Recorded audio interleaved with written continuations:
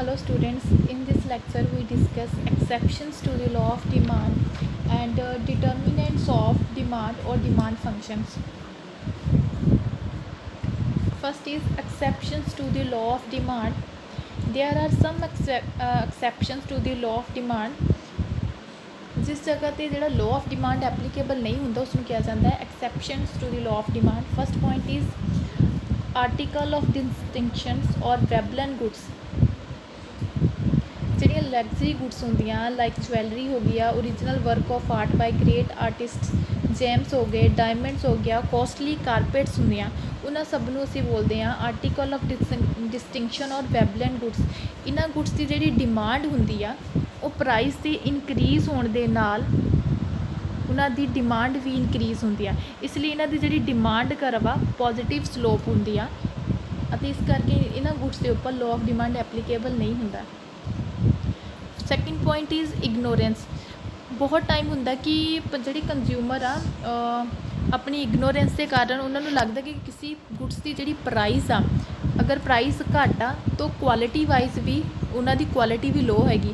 ਅਗਰ ਉਸ ਗੁੱਡਸ ਦੀ ਪ੍ਰਾਈਸ ਜ਼ਿਆਦਾ ਹੈ ਤਾਂ ਉਸਦੀ ਕੁਆਲਿਟੀ ਵੀ ਜ਼ਿਆਦਾ ਵਧੀਆ ਹੋਏਗੀ। ਆਪਣੀ ਇਸ ਇਗਨੋਰੈਂਸ ਦੇ ਕਾਰਨ ਲੋਕ ਕਈ ਵਾਰ ਕਿਸੇ ਗੁੱਡਸ ਦੀ ਪ੍ਰਾਈਸ ਘੱਟ ਹੋਣ 'ਤੇ ਵੀ ਉਸਦੀ ਡਿਮਾਂਡ ਘੱਟ ਕਰਦੇ ਆ।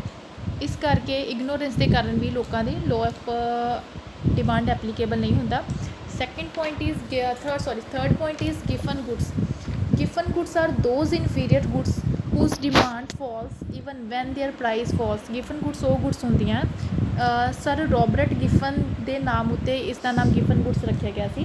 ਗਿਫਨ ਗੁੱਡਸ ਉਹ ਇਨਫੀਰੀਅਰ ਗੁੱਡਸ ਹੁੰਦੀਆਂ ਜਿਨ੍ਹਾਂ ਦੀ ਡਿਮਾਂਡ ਪ੍ਰਾਈਸ ਦੇ ਘੱਟ ਹੋਣ 'ਤੇ ਉਹਨਾਂ ਦੀ ਡਿਮਾਂਡ ਘੱਟ ਹੁੰਦੀ ਆ, ਉਹਨਾਂ ਨੂੰ ਬੋਲਦੇ ਆ ਗਿਫਨ ਗੁੱਡਸ। ਫੋਰ ਐਗਜ਼ਾਮਪਲ ਬਾਜਰਾ ਆ, ਬਾਜਰਾ ਇੱਕ ਇਨਫੀਰੀਅਰ ਗੁੱਡਸ ਆ ਕੰਜ਼ਿਊਮਰ ਦੇ ਲਈ।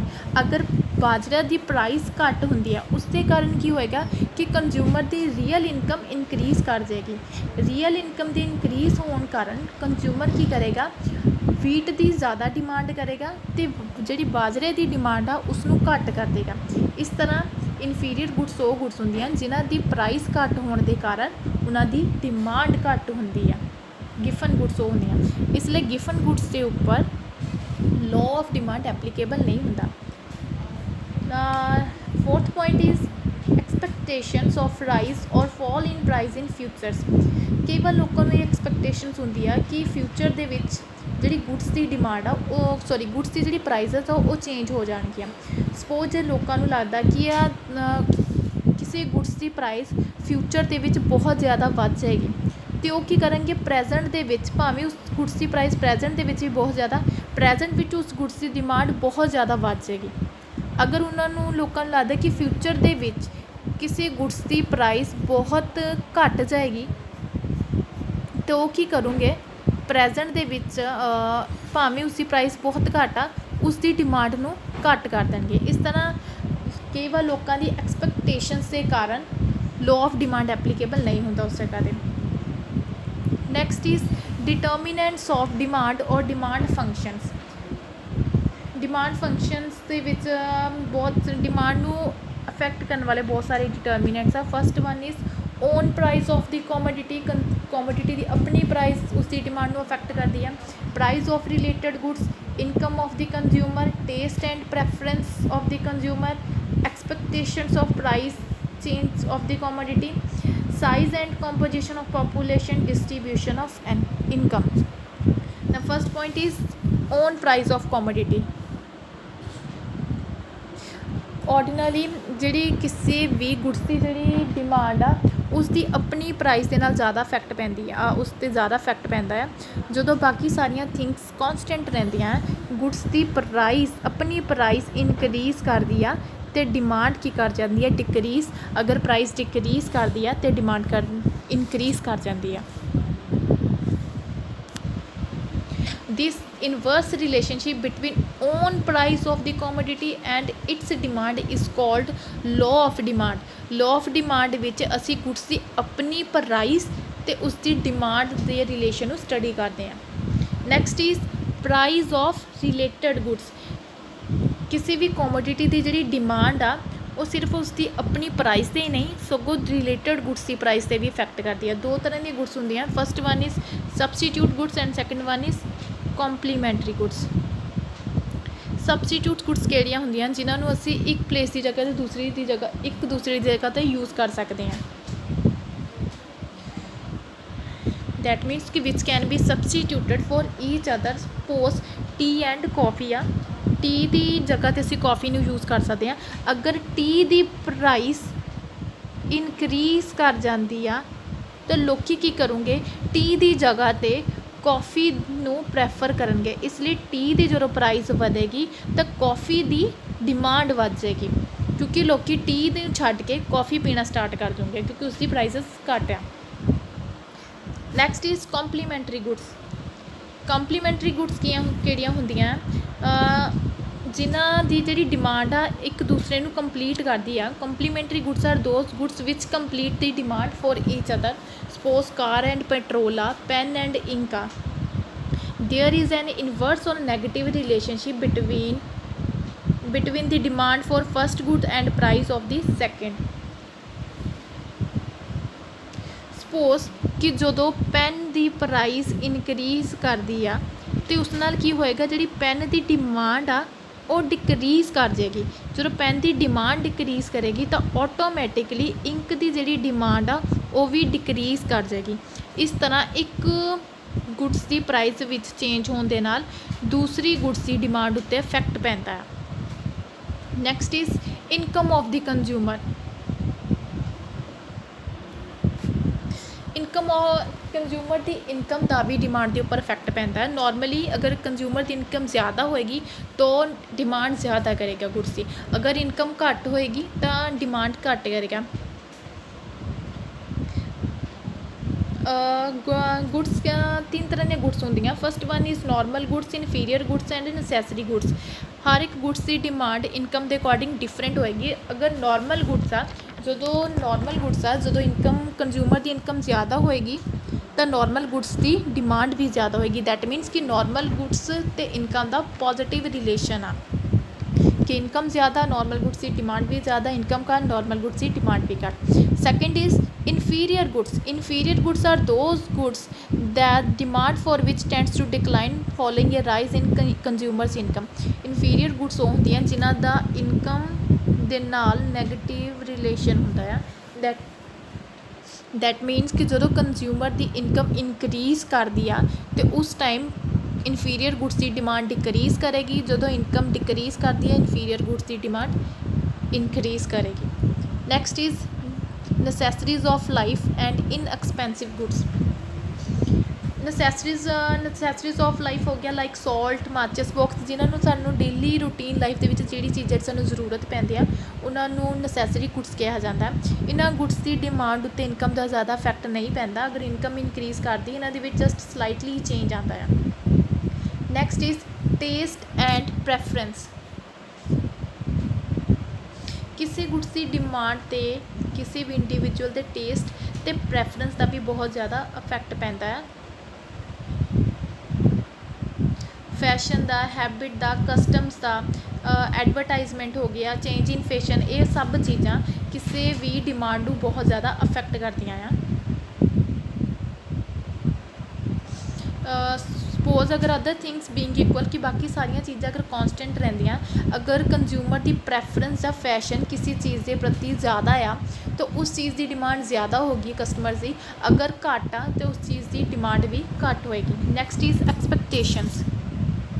एक्सपैक्टेशनस का भी कंज्यूमर किसी गुड्स की डिमांड से इफैक्ट पैंदा है। अगर सेम लोगों जो कंज्यूमरस ये एक्सपैक्टेशनस आ कि किसी गुड्स की प्राइस फ्यूचर दे विच इनक्रीज़ कर जाएगी, तो अगर फ्यूचर दे विच किसी गुड्स की प्राइस इनक्रीज़ कर जाएगी तो प्रेजेंट दे विच उसकी डिमांड वध जाएगी, भावें उसकी प्राइस प्रेजेंट दे विच भी ज़्यादा हो, बट लोगों को ये होंदा कि हो सकता इस टाइम के नालों होर प्राइसिस फ्यूचर दे विच होर ज़्यादा वध जाणियां, इसलिए लोग की करते प्रेजेंट विच उस गुड्स की डिमांड को वधा देंगे। इस तरह एक्सपैक्टेशन का भी डिमांड उत्ते इफैक्ट पैंदा है। Next is size and composition of population. Market demand के उत्ते पॉपूलेशन का भी बहुत इफैक्ट पैंदा है।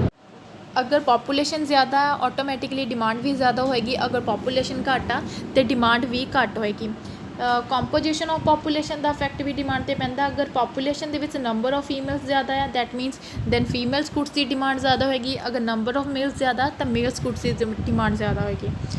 Next is distribution of income. Distribution of income ਦਾ ਵੀ ਮਾਰਕੀਟ ਡਿਮਾਂਡ 'ਤੇ ਬਹੁਤ ਇਫੈਕਟ ਪੈਂਦਾ ਹੈ।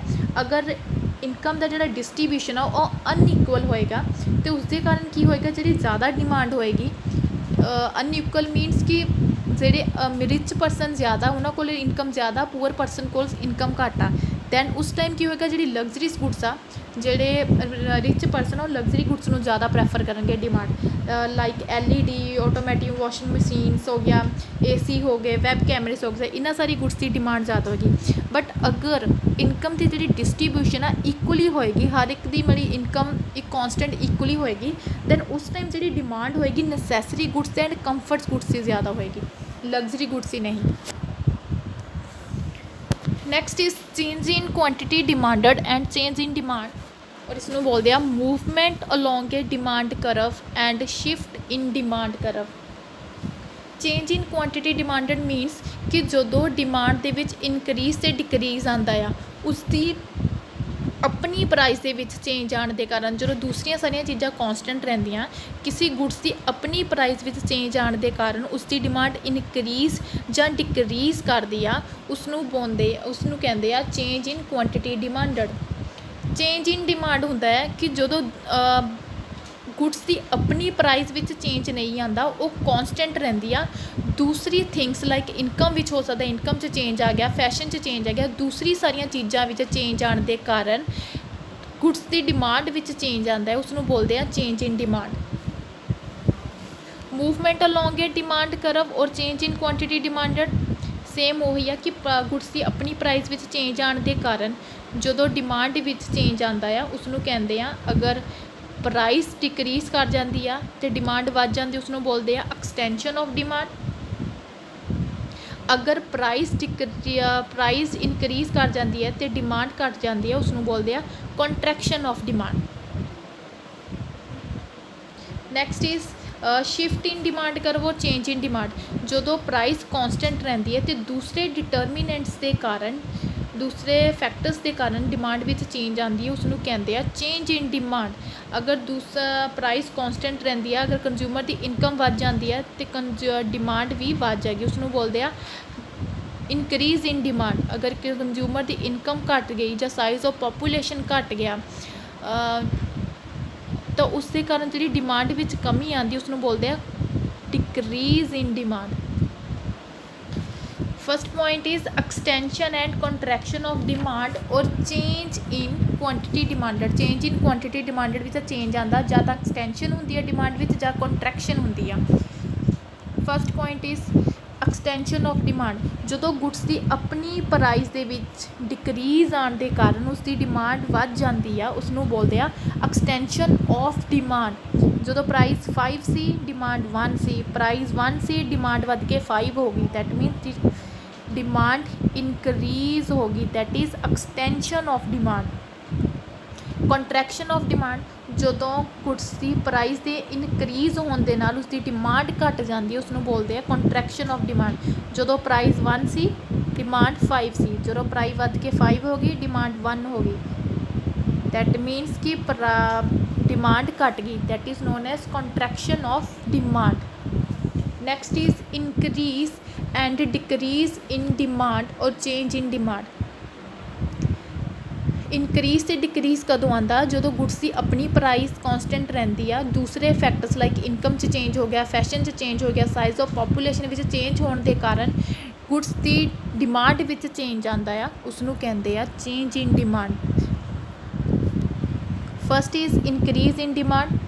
ਇਨਕਰੀਜ਼ ਇਨ ਡਿਮਾਂਡ ਕੀ ਆ ਕਿ ਜਦੋਂ ਗੁੱਡਸ ਦੀ ਪ੍ਰਾਈਸ ਸੇਮ ਆ, ਦੂਸਰੇ ਫੈਕਟਰਸ ਵਿੱਚ ਚੇਂਜ ਕਰਨ, ਸਪੋਜ਼ ਕਿ ਕੰਜ਼ਿਊਮਰ ਦੀ ਇਨਕਮ ਵੱਧ ਗਈ, ਉਸ ਦੇ ਕਾਰਨ ਅਗਰ ਇਨਕਮ ਵੱਧ ਗਈ ਉਸ ਦੇ ਕਾਰਨ ਅਗਰ ਡਿਮਾਂਡ ਵੱਧ ਜਾਂਦੀ ਆ, ਜਾਂ ਪੋਪੂਲੇਸ਼ਨ ਵੱਧ ਗਈ ਉਸ ਦੇ ਕਾਰਨ ਡਿਮਾਂਡ ਵੱਧ ਜਾਂਦੀ ਆ, ਉਸਨੂੰ ਕਹਿੰਦੇ ਆ increase in demand. Suppose price same ਰਹਿੰਦੀ ਆ ਅਤੇ ਡਿਮਾਂਡ ਵੱਧ ਗਈ, ਇਸ ਜਗ੍ਹਾ ਦੇਖੋ ਪ੍ਰਾਈਸ ਘੱਟ ਆ ਡਿਮਾਂਡ ਸੇਮ ਆ, ਕਿਉਂ ਸੇਮ ਆ ਕਿ ਹੋ ਸਕਦਾ ਕੰਜ਼ਿਊਮਰ ਦੀ ਇਨਕਮ ਇਨਕਮ ਵੱਧ ਗਈ ਹੋਵੇ, ਇਸ ਕਰਕੇ ਸੇਮ ਆ। ਹੁਣ ਅਸੀਂ ਟੇਬਲ ਬਣਾਵਾਂਗੇ। OX ਤੇ ਕੁਆਂਟਿਟੀ ਮੇਜ਼ਰ ਕੀਤੀ ਗਈ, OY ਤੇ ਪ੍ਰਾਈਸ ਨੂੰ। ਪਹਿਲਾਂ ਸਿੰਪਲ ਇੱਕ ਟੇਬਲ ਡਰੋ ਕਰਾਂਗੇ। ਪ੍ਰਾਈਸ 5 ਆ, ਡਿਮਾਂਡ 1 ਆ, price 4, demand 2, price 3, demand 3, price 4 ਆ, ਡਿਮਾਂਡ 2 ਆ, ਐਂਡ ਪ੍ਰਾਈਸ 1 ਆ ਅਤੇ ਡਿਮਾਂਡ ਕਿੰਨੀ ਆ 5। ਹੁਣ ਦੇਖੋ ਪ੍ਰਾਈਸ ਜਦੋਂ 3 ਸੀ, ਡਿਮਾਂਡ ਕਿੰਨੀ ਆ 3, 5 4 3 2 and 1 1 2 3 4 and 5। ਜਦੋਂ ਪ੍ਰਾਈਸ 3 ਆ, ਡਿਮਾਂਡ ਕਿੰਨੀ ਸੀ 3, price 3, demand 3, that means E point. ਉਸ ਤੋਂ ਬਾਅਦ ਦੇਖੋ ਪ੍ਰਾਈਸ 3 ਆ, ਡਿਮਾਂਡ 4, ਕਿ ਡਿਮਾਂਡ ਇਨਕਰੀਜ਼ ਕਰ ਗਈ, ਪ੍ਰਾਈਸ ਸੇਮ ਰਹੀ ਆ, ਡਿਮਾਂਡ ਪਹੁੰਚ ਕੇ F ਪੁਆਇੰਟ 'ਤੇ ਆ ਗਈ ਕਿ ਪੁਆਇੰਟ ਪ੍ਰਾਈਸ 3 ਆ, ਡਿਮਾਂਡ ਫਿਰ 3, price 3, demand 3, E point, price 4 ਆ, demand in 3, price is 4 and demand is 3, that is G point. ਇਹਨਾਂ ਦੋਨੋਂ F ਤੇ G ਪੁਆਇੰਟ ਨੂੰ ਅਸੀਂ ਇੱਕ ਦੂਸਰੇ ਨਾਲ ਅਟੈਚ ਕਰਾਂਗੇ। ਉਹ ਕੀ ਸ਼ੋ ਕਰੇਗੀ, increase in demand. Extension in demand ਕੀ ਹੁੰਦਾ ਕਿ ਸੇਮ ਹੀ ਡਿਮਾਂਡ ਕਰਵ 'ਤੇ ਸ਼ਿਫਟਿੰਗ ਹੁੰਦੀ ਆ, ਜਾਂ ਇਨਕਰੀਜ਼ ਐਕਸਟੈਂਸ਼ਨ ਹੁੰਦੀ ਜਾਂ ਕੰਟਰੈਕਸ਼ਨ। ਇਨਕਰੀਜ਼ ਇਨ ਡਿਮਾਂਡ ਕੀ ਹੁੰਦੀ ਆ ਕਿ ਡਿਮਾਂਡ ਕਰਵ ਸ਼ਿਫਟ ਕਰਦੀ ਆ। Next is contraction of decrease in demand. Decrease in demand ਕੀ ਹੁੰਦਾ ਕਿ ਜਦੋਂ ਪ੍ਰਾਈਸ ਵਿੱਚ ਚੇਂਜ ਨਹੀਂ ਆਉਂਦਾ, ਦੂਸਰੇ ਫੈਕਟਰਸ ਵਿੱਚ ਚੇਂਜ ਆਉਣ ਕਾਰਨ ਡਿਮਾਂਡ ਘੱਟ ਜੇ, ਉਸਨੂੰ ਬੋਲਦੇ decrease in demand. Price same ਆ, ਡਿਮਾਂਡ ਘੱਟ ਗਈ, ਹੋ ਸਕਦਾ ਕੰਜ਼ਿਊਮਰ ਦੀ ਇਨਕਮ ਘੱਟ ਗਈ ਹੋਵੇ, ਸਾਈਜ਼ ਆਫ ਪਾਪੂਲੇਸ਼ਨ ਘੱਟ ਹੋ ਗਿਆ, ਇਸ ਕਰਕੇ ਡਿਮਾਂਡ ਘੱਟ ਗਈ। ਪ੍ਰਾਈਸ ਘੱਟ ਆ ਬਟ ਡਿਮਾਂਡ ਸੇਮ ਆ। ਸੇਮ ਇਸੇ ਤਰ੍ਹਾਂ ਪ੍ਰਾਈਸ ਜਦੋਂ 3 ਆ, ਪ੍ਰਾਈਸ 3, ਡਿਮਾਂਡ ਕਿੰਨੀ ਆ ਟੇਬਲ ਦੇ ਇਸ ਗ੍ਰਾਫ ਦੇ ਵਿੱਚ ਦੇਖੋ, ਜਦੋਂ ਪ੍ਰਾਈਸ 3 ਆ, ਡਿਮਾਂਡ ਕਿੰਨੀ ਆ 3, ਦੈਟ ਇਜ਼ E ਪੁਆਇੰਟ। ਜਦੋਂ ਪ੍ਰਾਈਸ 3 ਆ, demand 2, price 3, demand 2, F point, price 3, demand 3, E point, price 2 ਆ and demand 3, price 2, demand 3, that is G point. F ਤੇ G ਪੁਆਇੰਟ ਨੂੰ ਅਸੀਂ ਅਟੈਚ ਕਰਾਂਗੇ, ਜੋ ਕਿ ਸ਼ੋ ਕਰੇਗਾ ਡਿਕਰੀਜ਼ ਇਨ ਡਿਮਾਂਡ। ਜਦੋਂ ਡਾਊਨਵਰਡ ਸ਼ਿਫਟ ਕਰਦੀ ਉਸਨੂੰ ਬੋਲਦੇ ਆ decrease in demand. Next is causes of decrease in demand, ਕਿ ਡਿਮਾਂਡ ਦੇ ਵਿੱਚ ਡਿਕਰੀਜ਼ ਕਿਉਂ ਹੁੰਦਾ। ਅਗਰ ਪ੍ਰਾਈਸ ਇਨਕਰੀਜ਼ ਨਹੀਂ ਕਰਦੀ, ਪ੍ਰਾਈਸ ਕੌਨਸਟੈਂਟ ਰਹਿੰਦੀ, ਤਾਂ ਡਿਮਾਂਡ ਵਿੱਚ ਡਿਕਰੀਜ਼ ਕਿਉਂ ਹੁੰਦਾ। First point is decrease in income of the consumer, fall in the price of substitute goods, ਕੀ ਹੋ ਸਕਦਾ ਕਿ ਕੰਜ਼ਿਊਮਰ ਦੀ ਇਨਕਮ ਘੱਟ ਹੋ ਗਈ ਹੋਵੇ, ਇਸ ਕਰਕੇ ਉਹਦੀ ਡਿਮਾਂਡ ਘੱਟ ਗਈ। ਪ੍ਰਾਈਸ ਜਿਹੜੀ ਸਬਸਟੀਟਿਊਟ ਗੁਡਸ ਦੀ ਪ੍ਰਾਈਸ ਘੱਟ ਗਈ ਹੋਵੇ, ਇਸ ਕਰਕੇ ਕੰਜ਼ਿਊਮਰ ਨੇ ਉਸ ਗੁਡਸ ਨੂੰ ਜਗ੍ਹਾ ਦੂਸਰੀ ਗੁਡਸ ਨੂੰ ਪ੍ਰੈਫਰ ਕਰਨਾ ਸ਼ੁਰੂ ਕਰਤਾ ਹੋਵੇ। Rise in the price of complementary goods, unfavourable change in taste and preference, expectations of fall in price in the near future and decrease in population, ਕਿ ਪਾਪੂਲੇਸ਼ਨ ਵਿੱਚ ਡਿਕਰੀਜ਼ ਆਉਣ ਦੇ ਕਾਰਨ ਉਸਦੀ ਪ੍ਰਾਈਸ ਵੱਧ ਗਈ ਹੋਵੇ, ਪਾਪੂਲੇਸ਼ਨ ਵਿੱਚ ਡਿਕਰੀਜ਼ ਆਉਣ ਕਾਰਨ ਉਸਦੀ ਡਿਮਾਂਡ ਘੱਟ ਗਈ ਹੋਵੇ। Causes of increase in demand, first is increase in income of the consumer, ਕਿ ਇਨਕਮ ਕੰਜ਼ਿਊਮਰ ਦੀ ਇਨਕਮ ਵਿੱਚ ਇਨਕਰੀਜ਼ ਆਉਣ ਕਾਰਨ ਉਸਦੀ ਡਿਮਾਂਡ ਇਨਕਰੀਜ਼ ਕਰ ਗਈ। Rise in the price of substitute goods, fall in the price of complementary goods, unfavorable change in taste and preference, expectations of rise in price in the near future, और increase in population। ਇਹਨਾਂ ਸਾਰੇ ਡਿਟਰਮੀਨੈਂਟਸ ਨੂੰ ਅਸੀਂ ਪਹਿਲਾਂ ਹੀ study ਕਰ ਚੁੱਕੇ ਹਾਂ ਕਿ ਇਹਨਾਂ ਦੇ ਕਾਰਨ ਕਿਸ ਤਰ੍ਹਾਂ ਗੁਡਸ ਦੀ ਡਿਮਾਂਡ ਵਿੱਚ ਚੇਂਜ ਆਉਂਦਾ ਹੈ। Next is interconnected demand. Interconnected demands ਉਹ ਹੁੰਦੇ ਆ ਜਦੋਂ ਕਿਸੇ ਇੱਕ ਕੋਮੋਡਿਟੀ ਦੀ ਡਿਮਾਂਡ ਦੂਸਰੀ ਕੋਮੋਡਿਟੀ ਦੀ ਡਿਮਾਂਡ ਉੱਤੇ ਡਿਪੈਂਡ ਕਰਦੀ ਆ, ਉਹਨਾਂ ਨੂੰ ਅਸੀਂ ਇੰਟਰਕੋਨੈਕਟਡ ਡਿਮਾਂਡ ਕਹਿੰਦੇ ਆ। ਫਸਟ ਵਨ ਇਜ਼ ਜੁਆਇੰਟ ਔਰ ਕੰਪਲੀਮੈਂਟਰੀ ਡਿਮਾਂਡ। ਜੁਆਇੰਟ ਔਰ ਕੰਪਲੀਮੈਂਟਰੀ ਡਿਮਾਂਡ ਜਦੋਂ ਕਿਸੇ ਇੱਕ ਵਾਂਟ ਨੂੰ ਸੈਟਿਸਫਾਈਡ ਕਰਨ ਦੇ ਲਈ ਅਸੀਂ ਦੋ ਜਾਂ ਦੋ ਤੋਂ ਜ਼ਿਆਦਾ ਗੁਡਸ ਦੀ ਡਿਮਾਂਡ ਕਰਦੇ ਹਾਂ, ਉਸ ਨੂੰ ਬੋਲਦੇ ਆ ਜੁਆਇੰਟ ਔਰ complementary demands. For example pen and ink, car and petrol, ਇਨ ਸਭ ਨੂੰ ਬੋਲਿਆ ਜਾਂਦਾ joint and complementary demands. Next is composite demand. Composite demand refers to the demand for one commodity in order to satisfy two or more wants। ਜਦੋਂ ਅਸੀਂ two ਤੋਂ ਜ਼ਿਆਦਾ wants ਨੂੰ ਸੈਟਿਸਫਾਈਡ ਕਰਨ ਦੇ ਲਈ ਕਿਸੇ ਗੁਡਸ ਦੀ ਡਿਮਾਂਡ ਕਰਦੇ ਹਾਂ, ਉਸ ਨੂੰ ਬੋਲਦੇ ਆ ਕੰਪੋਜ਼ਿਟ ਡਿਮਾਂਡ।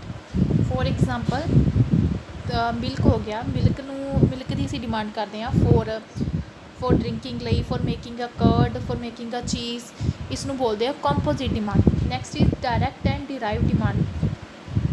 ਜਦੋਂ ਅਸੀਂ ਕਿਸੇ ਕੋਮੋਡਿਟੀ ਦੀ ਡਿਮਾਂਡ ਕਰਦੇ ਹਾਂ ਫॉर ਡਾਇਰੈਕਟ ਕੰਜ਼ੰਪਸ਼ਨ ਦੇ ਲਈ, ਉਸ ਨੂੰ ਬੋਲਦੇ ਆ direct demand. For example demand for cold drink, ਜਦੋਂ ਅਸੀਂ ਵੀ feeling thirsty then demand for ਅਸੀਂ ਉਸਦੀ ਡਰਿੰਕ ਜਦੋਂ ਅਸੀਂ ਕਿਸੇ ਕੋਲਡ ਡਰਿੰਕ ਦੀ ਡਿਮਾਂਡ ਕਰਦੇ ਹਾਂ, ਜਦੋਂ ਤੁਹਾਨੂੰ ਥਰਸਟੀ ਫੀਲ ਹੁੰਦੇ ਆ ਤਾਂ ਤੁਸੀਂ ਉਸਨੂੰ ਡਾਇਰੈਕਟ ਕੰਜ਼ਿਊਮ ਕਰ ਲੈਂਦੇ ਆ। ਜਾਂ ਤੁਸੀਂ ਕਿਸੇ ਬਲੈਂਕਟ ਦੀ ਡਿਮਾਂਡ ਕਰਦੇ ਆ when you feeling cold, that is ਉਹਦੀ ਵੀ ਅਸੀਂ ਡਾਇਰੈਕਟ ਕੰਜ਼ੰਪਸ਼ਨ ਕਰਦੇ ਹਾਂ। ਡਿਰਾਈਵ ਡਿਮਾਂਡ ਕੀ ਹੁੰਦਾ ਹੈ ਕਿ ਜਦੋਂ ਕਿਸੇ ਇੱਕ ਕੋਮੋਡਿਟੀ ਦੀ ਡਿਮਾਂਡ ਬੰਦੇ ਦੇ ਇਨਕਰੀਜ਼ ਹੋਣ ਦੇ ਨਾਲ ਦੂਸਰੀ ਕੋਮੋਡਿਟੀ ਦੀ ਡਿਮਾਂਡ ਵੀ ਇਨਕਰੀਜ਼ ਕਰਦੀ ਆ। ਫॉर ਐਗਜ਼ਾਮਪਲ ਕਿ ਇੱਕ ਐਗਰੀਕਲਚਰ ਸੈਕਟਰ ਆ, ਉਸ ਸੈਕਟਰ ਦੇ ਵਿੱਚ ਜਿਹੜਾ ਪ੍ਰੋਡਕਸ਼ਨ ਹੁੰਦਾ ਆ ਉਸ ਦੀ ਡਿਮਾਂਡ ਇਨਕਰੀਜ਼ ਹੋ ਗਈ, ਇਸ ਕਾਰਨ ਉਸ ਐਗਰੀਕਲਚਰ ਸੈਕਟਰ ਦੇ ਵਿੱਚ ਜਿਹੜਾ ਲੇਬਰ ਕੰਮ ਕਰਦਾ ਸੀ ਉਸ ਦੀ ਡਿਮਾਂਡ ਵੀ ਇਨਕਰੀਜ਼ ਹੋਏਗੀ। Suppose house demand for A house, ਅਗਰ ਉਹਦੀ ਡਿਮਾਂਡ ਇਨਕਰੀਜ਼ ਹੋ ਗਈ ਅਤੇ ਉਸ ਦੇ ਨਾਲ ਕੀ ਹੋਏਗਾ, ਬ੍ਰਿਕਸ ਹੋ ਗਈਆਂ, ਸੀਮੈਂਟਸ ਹੋ ਗਿਆ, ਲੇਬਰ, ਉਹਨਾਂ ਦੀ ਡਿਮਾਂਡ ਵੀ ਇਨਕਰੀਜ਼ ਹੋਏਗੀ। ਕਿਉਂਕਿ ਜਦੋਂ ਅਸੀਂ ਹਾਊਸਿਸ ਦੀ ਡਿਮਾਂਡ ਜ਼ਿਆਦਾ ਹੋਏਗੀ, ਉਹਨਾਂ ਨੂੰ ਬਣਾਉਣ ਦੇ ਲਈ ਇਹਨਾਂ ਸਾਰੀਆਂ ਚੀਜ਼ਾਂ ਦੀ ਡਿਮਾਂਡ ਦੀ ਜ਼ਰੂਰਤ ਪੈਗੀ, ਇਸ ਲਈ ਇਹਨਾਂ ਸਾਰੀਆਂ ਚੀਜ਼ਾਂ ਦੀ ਵੀ ਡਿਮਾਂਡ ਜ਼ਿਆਦਾ ਹੋਏਗੀ। ਇਸ ਤਰ੍ਹਾਂ ਇਸ ਨੂੰ ਕਹਿੰਦੇ ਆ ਡਿਰਾਈਵ ਡਿਮਾਂਡਸ, ਜਦੋਂ ਇੱਕ ਕੋਮੋਡਿਟੀ ਦੀ ਡਿਮਾਂਡ ਦੇ ਨਾਲ ਦੂਸਰੀ ਕੋਮੋਡਿਟੀ ਦੀ ਡਿਮਾਂਡ 'ਤੇ ਇਫੈਕਟ ਪੈਂਦਾ। Next is competitive demand. Demand for substitutes is known as competitive demand. Substitutes goods ਕਿਹੜੀਆਂ ਹੁੰਦੀਆਂ ਜਿਨ੍ਹਾਂ ਨੂੰ ਇੱਕ ਦੂਸਰੇ ਦੀ ਜਗ੍ਹਾ 'ਤੇ ਯੂਜ਼ ਕੀਤਾ ਜਾ ਸਕਦਾ ਹੈ।